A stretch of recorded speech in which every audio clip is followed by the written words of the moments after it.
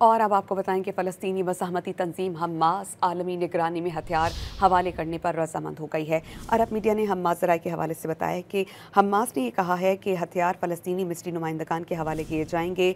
Hamas ने यरग़मारियों की लाशें भी जमा करना शुरू कर दी, ताहम इस मकसद के लिए इसराइली बमबारी रोकने का मुतालबा किया।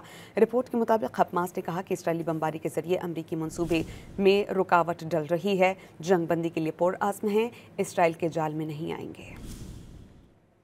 और अब आपको बताएं कि फ़लस्तीनी मज़ाहमती तंजीम हमास आलमी निगरानी में हथियार हवाले करने पर रज़ामंद हो गई है।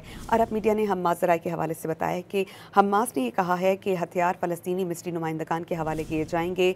हमास ने यरग़मारियों की लाशें भी जमा करना शुरू कर दी, ताहम इस मकसद के लिए इसराइली बमबारी रोकने का मुतालबा किया। रिपोर्ट के मुताबिक हमास ने कहा कि इसराइली बमबारी के जरिए अमरीकी मनसूबे में रुकावट डल रही है। जंग बंदी के लिए पुरअज़्म हैं, इसराइल के जाल में नहीं आएंगे।